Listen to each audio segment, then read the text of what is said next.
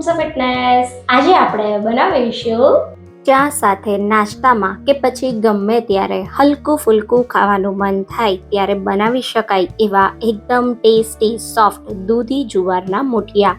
આ મુઠિયા તમે એકવાર ખાશો ને તો ગેરંટી છે કે વારંવાર બનાવશો, એટલા ટેસ્ટી બને છે.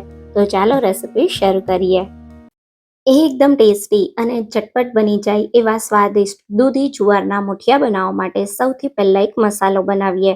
જેના માટે 1 ટેબલ સ્પૂન સૂકા ધાણા, અડધી ચમચી જીરું, અડધી ચમચી જેટલી વરિયાળી અને 1 સૂકું લાલ મરચું લેશું અને મસાલાને એકદમ સારી રીતે અધકચરા એવા વાટી લેશું. આ મસાલાથી મુઠિયાનો સ્વાદ જબરજસ્ત બનશે. તો હવે મુઠિયાનો લોટ બાંધવા એક મોટા વાસણમાં 250 ગ્રામ જેટલો અથવા 1 વાટકા જેટલો જુવારનો લોટ લેશું. એની અંદર 1/4 વાટકા જેટલો આપણે બેસન ઉમેરીશું. તો અહીંયા બેસન વધારે નહીં ઉમેરવાનો, નહીં તો મુઠિયા ચીકણા થઈ જાય, એટલે ફક્ત થોડો જ બેસન ઉમેરવાનો છે.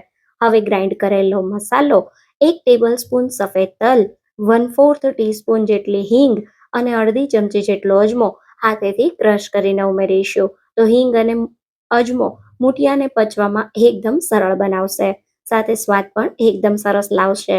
હવે અહીંયા 2 ઝીણા કાપેલા તીખા લીલા મરચા, 1 ઇંચ છીણેલા આદુનો ટુકડો, અડધી ચમચી જેટલો હળદર પાવડર અને 1/2 ટીસ્પૂન જેટલું મીઠું, સાથે 2 ટેબલ સ્પૂન જેટલા બારીક કાપેલા લીલા ધાણા ઉમેરીએ. હવે અહીંયા 1 વાટકા જેટલી અથવા વજનમાં 200 ગ્રામ જેટલી ખમણેલી દૂધી લેશું અને મુઠિયાને એકદમ સોફ્ટ અને સ્વાદિષ્ટ બનાવવા 2 ટેબલ સ્પૂન જેટલું ખાટું દહીં ઉમેરીશું. જો ઘરમાં ખાટું દહીં ના હોય તો તમે એક મોટા લીંબુનો રસ પણ ઉમેરી શકો છો. હવે હલકી એવી બધી વસ્તુને આપણે મિક્સ કરી લેશું. બધું થોડું મિક્સ થાય એટલે 1 ચપટી જેટલા કુકિંગ સોડા સાથે મુઠિયા ઠંડા થયા પછી પણ એકદમ સોફ્ટ રહે એના માટે 1 ટેબલ સ્પૂન જેટલું તેલ ઉમેરી દેશું અને પાણી ઉમેર્યા વગર સારી રીતે મુઠિયાનો લોટ બાંધી લેશું. તો અહીંયા આપણે મુઠિયાનો લોટ એકદમ સોફ્ટ બાંધવાનો છે. જો તમને એવું લાગે કે મુઠિયાનો લોટ કડક છે, કઠણ છે, તો તમે થોડી ખમણેલી દૂધી અથવા 1 ચમચી જેટલું દહીં વધારે ઉમેરી શકો છો. અને જો દૂધીમાં મોઇશ્ચર વધારે લાગતું હોય અને આ રીતે મુઠિયા ના વાળી શકતા હોય તો તમારે અહીંયા થોડો જુવારનો લોટ ઉમેરી દેવાનો. આ રીતનો મીડિયમ સોફ્ટ લોટ તમે મુઠિયા વાળી શકો એવો તમારે તૈયાર કરવાનો છે. તો હવે આ રીતે આપણે મીડિયમ થીક એવા મુઠિયાના રોલ વાળી લેશું. તો અહીંયા મુઠિયાના રોલ વળાઈ જાય એટલે આપણે કાણાવાળી કોઈ ડીશ લેશું અને હલકા તેલથી ગ્રીસ કરી દેશું અને આ રીતે મુઠિયાના રોલ રાખી દેશું. તો મેં થોડા મોટા એવા 2 રોલ તૈયાર કર્યા. તમે નાના નાના મુઠિયા પણ વાળી શકો છો. હવે સ્ટીમરમાં પાણી ગરમ કરવા રાખી દીધું હતું, એની અંદર મુઠિયાની ડીશ રાખી દેશું અને ઢાંકી હાઈ ફ્લેમ પર 12 મિનિટ માટે મુઠિયાને સ્ટીમ કરી લેશું. લગભગ 12 થી 15 મિનિટમાં મુઠિયા આપણા એકદમ પરફેક્ટ સ્ટીમ થઈ ગયા છે. તમે જુઓ મુઠિયામાં આ રીતે ક્રેક્સ આવી ગયા છે, મીન્સ કે મુઠિયા સારી રીતે બફાઈ ગયા છે.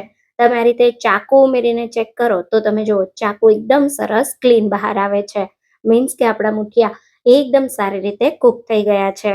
તો મુઠિયાને કટ કરતા પહેલા એને કમ્પ્લીટ ઠંડા થવા દો. અચ્છા, આ મુઠિયાને આજે આપણે અલગ રીતે સર્વ કરવાના છીએ, થોડા ક્રિસ્પી કરીને.